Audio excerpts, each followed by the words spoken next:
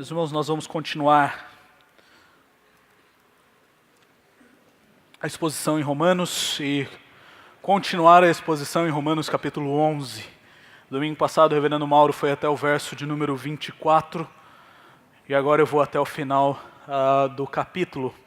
Então eu quero ler com os irmãos todo este restante de capítulo, do 25 até o 36, e depois nós vamos voltando no texto durante as divisões. A palavra do Senhor nos diz assim: porque não quero, irmãos, que ignoreis este mistério, para que não sejais presumidos em vós mesmos, que veio o endurecimento em parte a Israel, até que haja entrado a plenitude dos gentios. E assim, todo Israel será salvo, como está escrito: virá de Sião o libertador, e ele apartará de Jacó as impiedades. Esta é a minha aliança com eles, quando eu tirar os seus pecados. Quanto ao evangelho, são eles inimigos por vossa causa. Quanto, porém, à eleição, amados por causa dos patriarcas. Porque os dons e a vocação de Deus são irrevogáveis. Porque assim como vós também outrora fostes desobedientes a Deus, mas agora alcançastes misericórdia, à vista da desobediência deles, assim também estes agora foram desobedientes, para que igualmente eles alcancem misericórdia, à vista da que vos foi concedida. Porque Deus a todos encerrou na desobediência, a fim de usar de misericórdia para com todos. Ó profundidade da riqueza, tanto da sabedoria como do conhecimento de Deus! Quão insondáveis são os seus juízos e quão inescrutáveis os seus caminhos! Quem, pois, conheceu a mente do Senhor? Ou quem foi o seu conselheiro? Ou quem primeiro deu a ele para que lhe venha a ser restituído? Porque dele, e por meio dele, e para ele são todas as coisas. A ele, pois, a glória eternamente. Amém. Vamos orar. Senhor, nós te agradecemos pelo teu cuidado. Nós te agradecemos pelo privilégio que temos de livremente podermos abrir a tua palavra, podemos lê-la e agora podemos ouvir a exposição da mesma. Senhor, tenha misericórdia de nós. Que possamos focar, ó Pai, neste momento, para absorvermos a tua palavra, para que ela encontre morada no nosso coração, para que ela mude a nossa mente e, consequentemente, mude a nossa prática. Cuide de nós, Senhor. Tenha misericórdia do teu povo, e que as palavras dos meus lábios e o meditar do meu coração sejam agradáveis na tua presença, Senhor, rocha minha e redentor meu. Amém. Amém. Meus irmãos, eu começo o sermão de hoje concluindo. O reverendo Mauro iniciou a exposição do capítulo 11 e na exposição do capítulo 11 ele respondeu a seguinte pergunta: o que acontece com os israelitas? O que acontece com os judeus? Porque nós estamos vendo desde o início que eles também sofreram com a queda, eles também são pecadores, eles também são desobedientes. E nós vemos agora, especificamente a partir do capítulo 9 até o capítulo de número 11, onde nós estamos, especificamente sobre a incredulidade dos judeus. Nós vemos a rejeição deles da soberania de Deus e das obras do Senhor. Nós vemos que eles rejeitaram a justiça de Deus. E que eles, em momento algum, o capítulo 10 termina dizendo que eles não poderiam dizer que não tiveram oportunidade. E o capítulo 11 inteiro, então, ele se desenvolve falando sobre o futuro de Israel. Porque Paulo estava escrevendo a sua epístola para gentios. para aquela igreja em Roma. E aqui, no capítulo 11, Paulo ele começa sanando o problema da arrogância, onde os judeus não poderiam dizer, eu sou melhor que você porque eu fui, então, alvo da misericórdia de Deus. Eu sou melhor que o judeu. Eles são o povo, mas eu fui escolhido. Não, eu estou ali num nível maior. Paulo, então, ele começa a mostrar que eles não poderiam dizer isso, pois os judeus, eles não foram esquecidos por Deus. Deus continuou cuidando do seu povo. E o texto mostra que houve entre os judeus um remanescente fiel. E o texto veio trazendo várias ilustrações do Antigo Testamento, onde o Senhor sempre deixou um remanescente fiel, mesmo em meio à rebeldia do povo. E ele então termina com o exemplo da oliveira, que a árvore ela continua sendo a mesma, e os gentios eles são enxertados nessa oliveira, e mais tarde os judeus são também reenxertados nesta oliveira. E agora, do verso 25 até o verso de número 32, Paulo ele quer sanar outro problema. Primeiro ele sana o problema da arrogância, dizendo a eles assim, olha, a reverendo Mauro fez até uma sequência. A transgressão de Israel foi importante para que os gentios pudessem alcançar a salvação, mas agora, depois da salvação dos gentios, eles precisam então pregar o evangelho para que os judeus reconheçam o Salvador. Então eles não poderiam ter essa arrogância e essa discriminação. Pelo contrário, eles deveriam evangelizar os judeus, mostrar a obra de Cristo aos judeus. E agora Paulo está sanando o problema da presunção. Do verso 25 ao 32, ele diz para aqueles gentios que estavam lendo a carta, vocês não podem ser presunçosos quanto à obra de Deus na vida de vocês. Vocês não podem achar e se achar mais importantes ou conquistadores ou beneficiários de uma graça superior. Vocês não são e não devem ser presunçosos. E ele vai mostrar esta rejeição da presunção, mostrando o futuro de Israel. Até aqui ele está relacionando judeus e gentios, e ele vai continuar fazendo isso. E agora nós entramos num dos pontos mais difíceis de interpretação neste texto.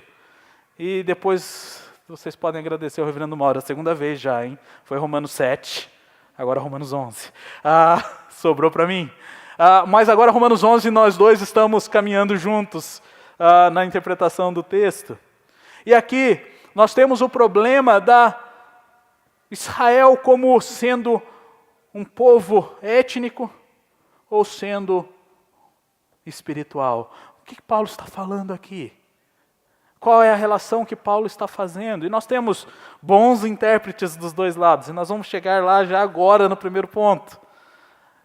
E Paulo, depois de falar então que o Senhor não se esqueceu do seu povo, ele mostra que um mistério já havia sido revelado e que os leitores da carta não poderiam esquecer deste mistério, pois se eles se esquecessem deste mistério, eles seriam presunçosos. Eles achariam de si mesmos além do que convinha. E ele então apresenta, dizendo assim, porque não quero, irmãos, que ignoreis este mistério. E ele começa a dizer qual mistério foi esse. Não é algo obscuro, não é algo que ninguém sabe, mas é um mistério que já fora revelado. E eles já sabiam. Este tema já havia sido tratado antes em Romanos. E ele está especificamente desde o capítulo 9 tratando sobre esse tema. E ele começa então dizendo que veio o endurecimento em parte a Israel, até que haja entrado a plenitude dos gentios, e assim todo Israel será salvo, como está escrito: virá de Sião o libertador, e ele apartará de Jacó as impiedades. Esta é a minha aliança com eles, quando eu tirar os seus pecados. A primeira parte, a primeira afirmação, já é algo que havia sido dito antes. O Senhor endureceu em parte a Israel. Por que em parte? Porque continuavam existindo os remanescentes fiéis. Então nem todo judeu rejeitou a Cristo. Nem todo judeu endureceu seu coração para a obra de Deus efetuada através do seu Filho. Então, em parte, eles foram endurecidos. Eles tiveram os seus corações cegados. E o texto mais à frente vai dizer encerrados na desobediência, mostrando que eles, por si mesmos, não conseguiriam mais olhar para este Deus e reconhecer que este Deus é o Deus Todo-Poderoso, o Deus que os sustenta e o Deus que pode salvá-los. Então o endurecimento dessa parte de Israel, destes homens, esses judeus, é que eles não veriam e reconheceriam o Senhor. E nós podemos ver este endurecimento ainda nos dias de hoje. Mas o texto diz que o futuro deste povo vai depender, este endurecimento, ele vai até o momento em que houver a plenitude dos gentios. Até o momento em que os gentios, e aqui nós podemos lembrar, quem são os gentios? Os gentios são todos aqueles que não fazem parte da linhagem judaica, daqueles que não têm sangue judeu. Todos estes são considerados gentios. Então, se você não é descendente de judeu, assim como eu não sou, você é gentio. E o texto aqui nos mostra que este endurecimento, ele tem um período determinado. Ele vai acabar. E ele vai acabar quando os gentios, na sua plenitude, ouvirem e reconhecerem a Cristo como Senhor e Salvador das suas vidas. E aqui nós entramos no ponto nevrálgico deste texto. Ele mostra que endureceu o coração em partes. Este endurecimento ele tem um ponto final, ele tem uma determinação para acabar. E ele então afirma, depois da plenitude dos gentios, todo o Israel será salvo. E qual é a grande dificuldade desse texto? A grande dificuldade desse texto é se este Israel aqui seria Israel étnico, ou se esse Israel seria Israel espiritual. E aqui eu sigo a linha de João Calvino, quando ele apresenta que o todo Israel aqui é um Israel espiritual. Porque se nós olharmos para o todo, e colocarmos o todo como sendo algo sem exceções, nós teríamos dificuldades com outros textos de Romanos que nós já expomos aqui. Nós teríamos dificuldades com o texto de Romanos 9, Romanos 10. Nós teríamos dificuldades com Romanos 3, onde eles também carecem.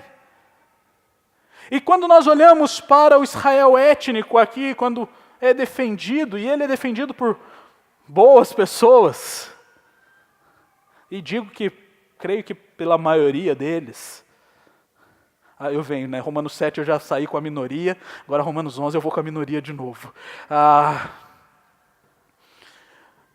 É muito complicado nós afirmarmos que toda a nação, sem exceções, seria salva.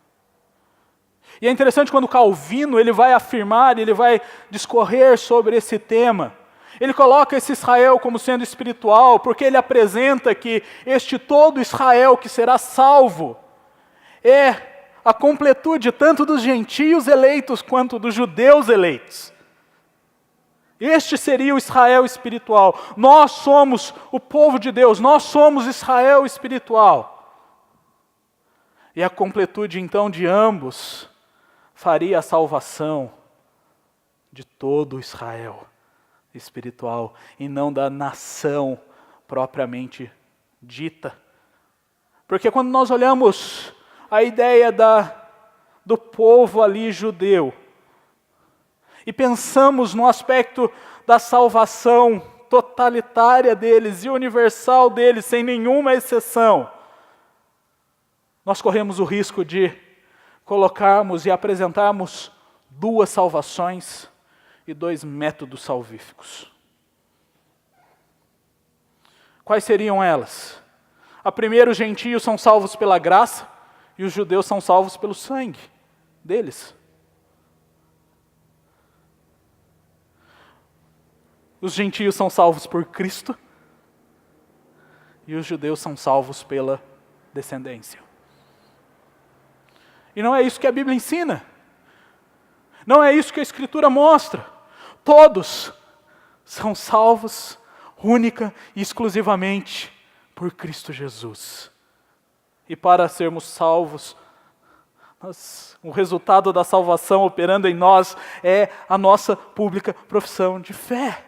Então nós professamos que Cristo Jesus é o Senhor e Salvador da nossa vida.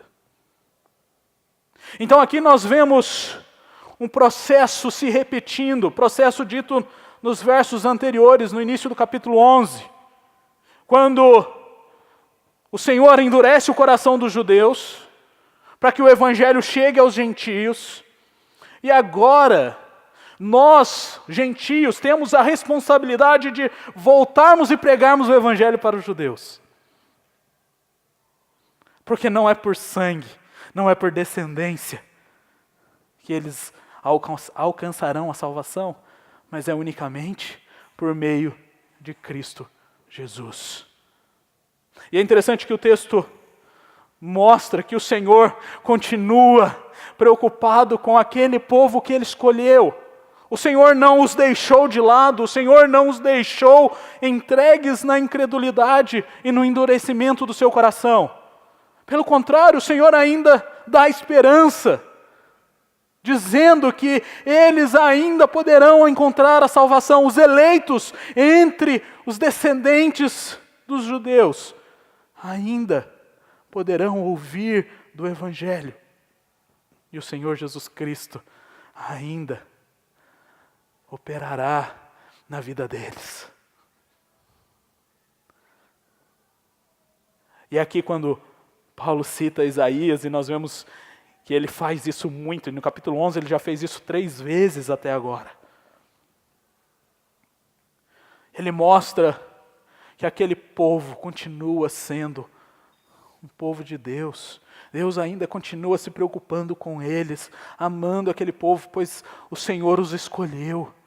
O Senhor cuidou deles e o Senhor foi providente na história da redenção. E ele mostra que o Salvador, ele veio de Sião e ele pode apartar as impiedades de Jacó, da descendência. E nós vemos aqui o Senhor reforçando a aliança, que não é a descendência patriarcal de Abraão que vai tirar os pecados do povo e garantir-lhes a salvação, mas é o próprio Deus que o faz. É o próprio Deus que tira os pecados e perdoa os pecados. Então, quando nós olhamos e entendemos esse mistério que é revelado, que o Senhor endureceu parte dos judeus, para que os eleitos no meio dos gentios possam ouvir do Evangelho e se converterem ao Evangelho. E que quando isso se der, os judeus serão mais uma vez alvo da pregação do Evangelho, como tem sido nos dias de hoje. Nós vemos aqui a descrição nos versos seguintes da situação atual do povo. E o texto nos diz, quanto ao Evangelho, eles são inimigos por vossa causa, quanto, porém, a eleição são amados por causa dos patriarcas, porque os dons e a vocação de Deus são irrevogáveis. Eles são inimigos do Evangelho. Mas aqui pesa algo sobre nós. O que pesa sobre nós? Que eles são inimigos do Evangelho por nossa causa. Eles são inimigos do Evangelho para que nós pudéssemos termos ouvido de Cristo. Imaginem, e reverendo Mauro citou isso domingo passado, se todo judeu, sem nenhuma exceção, tivesse se voltado para Cristo. Imaginem essas sinagogas cheias de judeus convertidos. Nós não receberíamos o Evangelho, porque eles continuariam exclusivamente seguindo a descendência. Mas o Senhor endurece o coração deles para que nós possamos ouvir, e eles são então inimigos do Evangelho. Essa é a situação atual do povo. Eles são inimigos do Evangelho. E nós vemos atos de guerra acontecendo por causa dessa inimizade. Mas eles continuam sendo amados por Deus. Eles continuam sendo o povo de Deus. E se nós voltarmos a nossa Bíblia lá para Romanos capítulo 9, aqui no verso 29, Paulo reforça o que ele já tinha dito a partir do verso de número 4. E ele diz assim: porque os dons e a vocação de Deus são irrevogáveis. E aqui muitos usam este texto de maneira errada para dizer assim: olha, o Senhor me deu tal dom e ele é irrevogável, ele é meu. Mas não é isso que Paulo está dizendo. Paulo está voltando seus olhos, os olhos dos leitores, lá para o capítulo 9. E o verso 4 diz assim: são israelitas, pertence-lhes a adoção e também a glória, as alianças, a legislação, o culto e as promessas. Deles são os patriarcas e também deles descende o Cristo, segundo a carne, o qual é sobre todos, Deus bendito para todos sempre. Meus irmãos, essa realidade não muda e isso é irrevogável. Aquele povo, os israelitas, eles receberam a graça do Senhor, eles receberam a aliança, eles receberam a lei. Deles veio o próprio Cristo, aquele que poderia e pode perdoar todos os pecados. Por isso que nós não devemos fechar os nossos olhos para eles e dizer: pecadores, miseráveis, vocês rejeitaram o Evangelho, eu não rejeitei, eu sou melhor que você.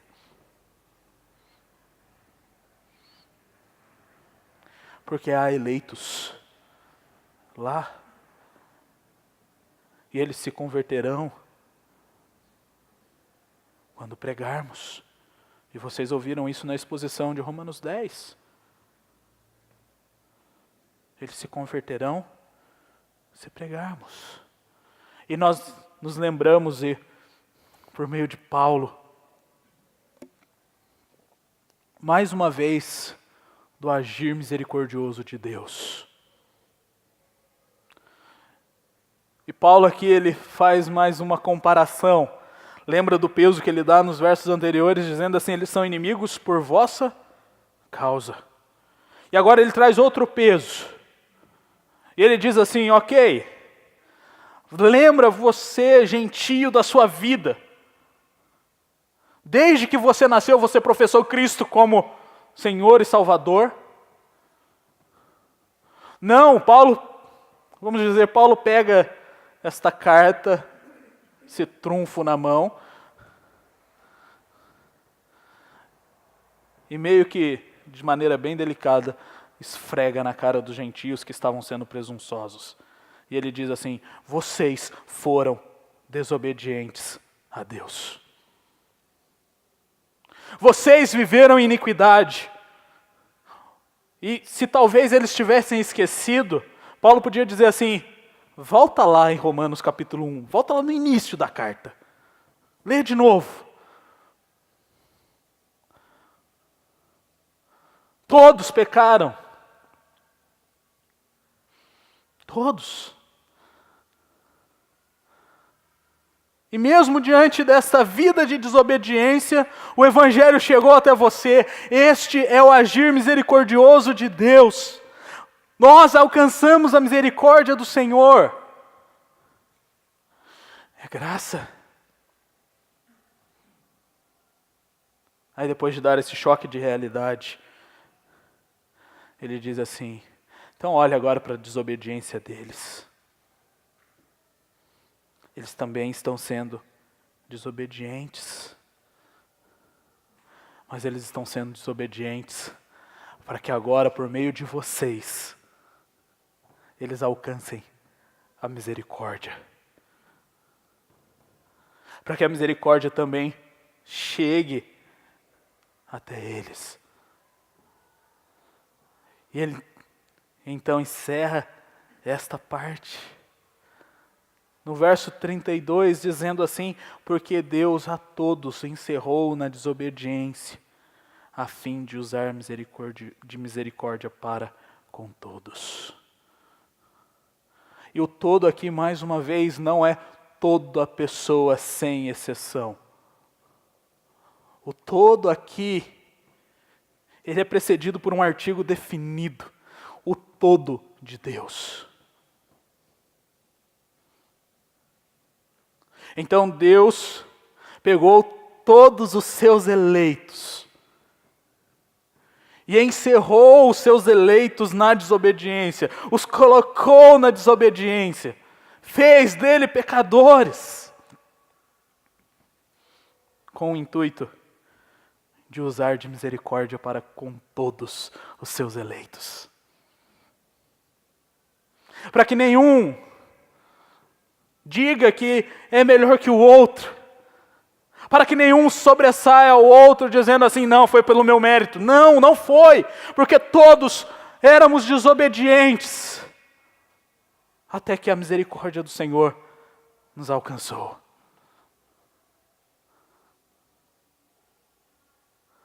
Nós não fomos salvos, ou não seremos salvos, pelo que fazemos, pela nossa descendência ou pelo nosso padrão de comportamento, mas exclusivamente e unicamente pela misericórdia do Senhor, que alcança a todos os seus eleitos. O Senhor age de misericórdia. E se Ele age de misericórdia para com os gentios, Ele também age de misericórdia para com os judeus. E quando nós agora olhamos para o verso de número 26, e nós vemos que todo Israel será salvo, nós vemos que a plenitude dos gentios e a plenitude dos judeus, juntas, formam este todo Israel que será salvo. Então a plenitude dos eleitos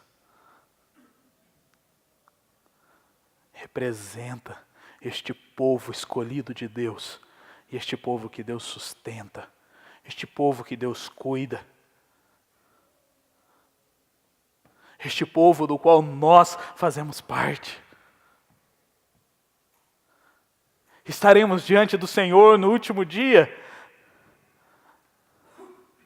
Pessoas vindo de todas as tribos, de todos os povos, de todas as línguas, de todas as nações. E adorarão dizendo ao Cordeiro que está assentado no trono: a Ele pertence a honra, a Ele pertence a glória.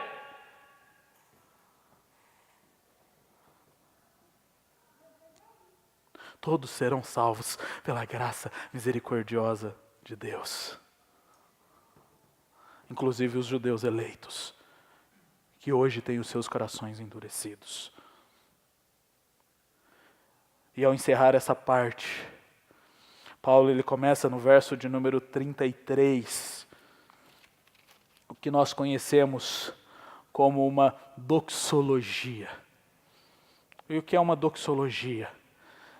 É uma adoração, é um momento de adoração ao Senhor. Então ele encerra essa grande sessão, que vai do capítulo 1 ao capítulo 11, antes de começar agora a aplicação mais prática e a exortação ao povo. E nós vimos que ele já foi prático e já exortava antes. Mas antes de começar essa nova sessão no capítulo 12, Paulo ele se depara com a misericórdia de Deus, se depara com o agir de Deus entre os gentios e entre os judeus. Isso o leva à adoração. Então, quando nós olhamos e reconhecemos o que o nosso Deus pode fazer, e o que Ele pode fazer, que é independente de nós, como nós vimos desde o início até agora, nós devemos olhar para Ele e adorá-lo. E Ele então, neste resultado de adoração, Ele diz: ó profundidade da riqueza, tanto da sabedoria como do conhecimento de Deus. Quão insondáveis são os seus juízos, e quão inescrutáveis os seus caminhos. Quem, pois, conheceu a mente do Senhor? Ou quem foi o seu conselheiro? Ou quem primeiro deu a ele para que lhe venha a ser restituído? Porque dele, e por meio dele, e para ele, são todas as coisas. A ele, pois, a glória eternamente. Amém. Essa é uma das mais belas doxologias do Novo Testamento. E Paulo nos forneceu várias doxologias, vários momentos de adoração espontânea e verdadeira. Ao se deparar com a verdade da palavra de Deus, a verdade de quem Deus é, e ao se deparar com o que Deus faz, isso sempre deve levar o povo de Deus à adoração. E Paulo aqui, no verso de número 33, ele faz 3 grandes afirmações. E a primeira delas é: ó profundidade da riqueza, tanto da sabedoria como do conhecimento de Deus. E aqui ele está mostrando esses 2 atributos do Senhor, que são inatingíveis para nós. Nós não conseguimos alcançar e não conseguimos dimensionar a sabedoria e o conhecimento de Deus. E ele usa essa expressão para reafirmar a nossa pequenez diante desse Deus. Ele diz assim: ó profundidade. E a ideia é que é algo que nós não chegamos ao fim. Nós podemos estudar, nós podemos conhecer, nós podemos fazer isso, fazer aquilo, que nós não chegaremos ao fim de sabermos e conhecermos toda a sabedoria e todo o conhecimento de Deus. E quando nós pensamos nesses atributos maravilhosos do Senhor, nós podemos olhar para a Escritura e nós vemos em Provérbios, nós vemos em Tiago, que se nós queremos sabedoria, a quem nós devemos pedir? A Deus, porque é Ele quem possui toda a sabedoria. Quem deu sabedoria a Salomão? Foi o próprio Deus. Quem nos dá sabedoria é o próprio Deus. Ele é a fonte de sabedoria. Ele é uma fonte tão profunda que nós não conseguimos secá-la. O nosso Deus conhece todas as coisas.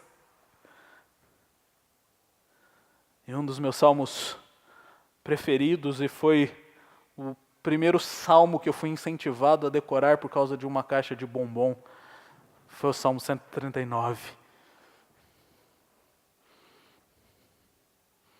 E o Salmo 139 mostra que o Senhor Deus sonda os nossos pensamentos, que o Senhor Deus esquadrinha cada um deles, e Ele sabe aquilo que nós vamos falar antes que a palavra nos chegue à língua.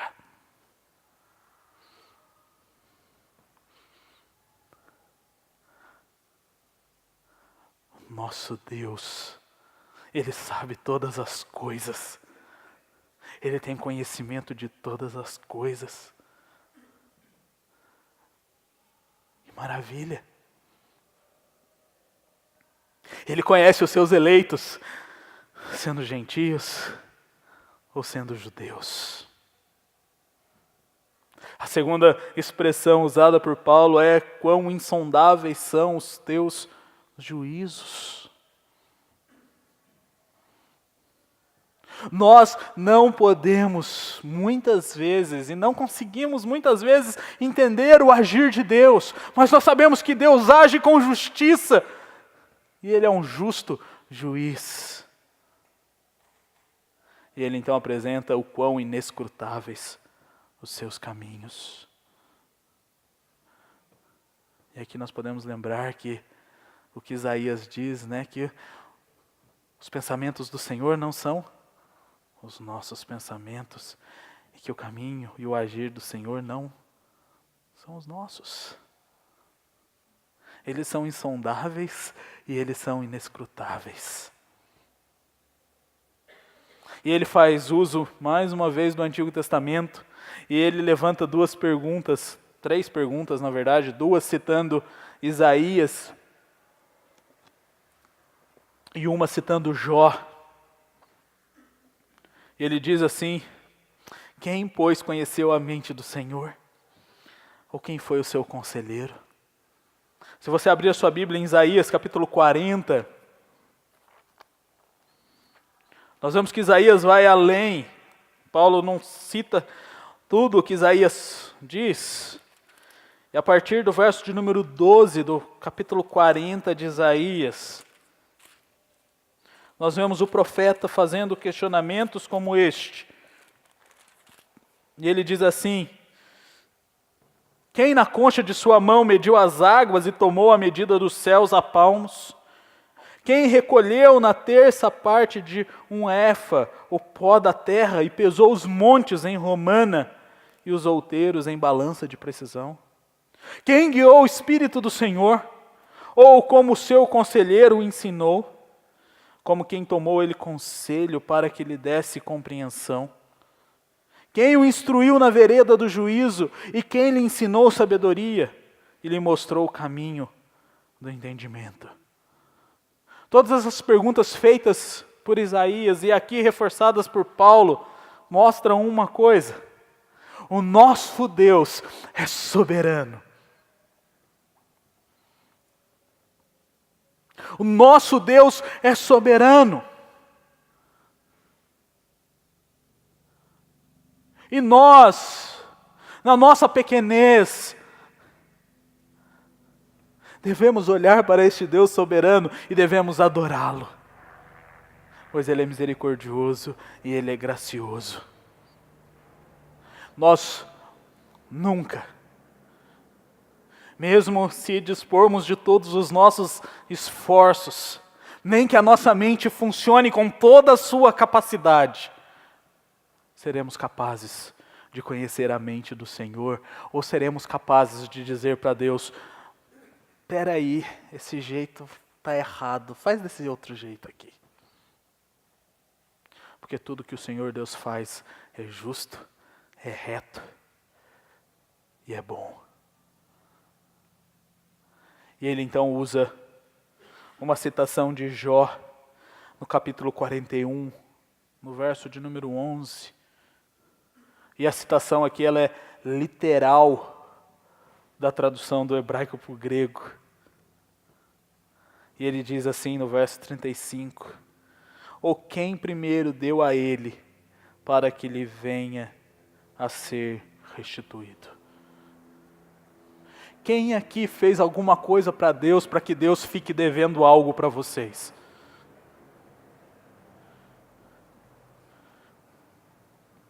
Quem aqui conseguiu dizer assim: ó, eu fiz isso aqui, agora o senhor fica me devendo esse favorzinho.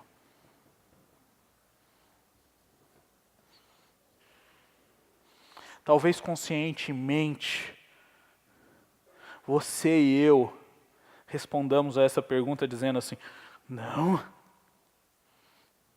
quem me dera. Mas muitas vezes na prática, você e eu tentamos barganhar com Deus. Muitas vezes na prática nós dizemos assim, ok, eu fui na igreja um mês seguido, então agora eu posso faltar e fazer o que eu quiser. Tá bom, eu estou dando dízimo, todo mês vou lá, tiro 10% do meu salário, entrego na tesouraria aí. Agora, não, esse pecado aqui eu posso cometer. Ah, esse outro aqui está liberado. Não, Deus está me devendo. Ou às vezes nós somos ousados o suficiente de cantarmos uma música que saiu de Jesus e dizermos, Senhor, restitui aquilo que é meu. Eu quero de volta. Nós precisamos ter a consciência de que Deus não nos deve nada. E nós nunca fizemos a Ele algo primeiro, para que Ele viesse a retribuir depois. Nós não adoraremos ao Deus vivo e verdadeiro, se nós não compreendermos quem Ele é e quem nós somos. Ele é o Deus soberano, que o verso de número 36 resume dizendo, porque dele e por meio dele e para ele são todas as coisas. Tudo o que os seus olhos enxergam foi Deus quem criou. Tudo o que Deus criou tem o objetivo de glorificá-lo. É o que o nosso símbolo de fé diz na sua primeira pergunta. Qual é o fim principal do homem? O fim principal do homem é render glória ao Senhor e se satisfazer plenamente em Deus. Esse é o nosso fim. E muitas vezes nós subimos um pedestal de arrogância e presunção. E muitas vezes nós somos petulantes e queremos questionar o agir de Deus, em vez de descansarmos no agir de Deus. Muitas vezes nós queremos dizer, o Senhor está errado, em vez de dizer, Senhor, me ajude a enxergar o teu agir. Quando nós entendemos quem é Deus e entendemos que todas as coisas são dele, todas as coisas foram feitas por ele, e que todas as coisas são para ele, nós não conseguiremos adorar a este Deus, e nós não conseguiremos viver de acordo com a sua soberana vontade. Então, Paulo ele conclui dizendo, a ele, pois, a glória eternamente. E ele coloca o amém, confirmando e reafirmando o que ele acabou de dizer. A ele, pois, a glória eternamente. Assim seja. Assim seja. E o que nós aprendemos então, que vai resultar na nossa ação. Primeiro, a palavra do Senhor não muda. O Senhor escolheu um povo para si, e este povo continua sendo amado por Deus, mas eles estão com os corações endurecidos. E Deus nos usa agora para pregarmos o Evangelho a eles. A palavra do Senhor continua a mesma. A salvação continua a mesma. o Senhor continua sendo o mesmo Deus. Deus, Ele é misericordioso e Ele continuará usando de misericórdia, tanto para com o judeu, quanto para com os gentios.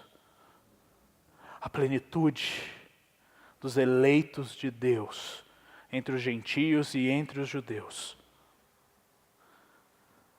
elas serão alcançadas por meio do Evangelho de Cristo Jesus e por meio unicamente da misericórdia de Deus.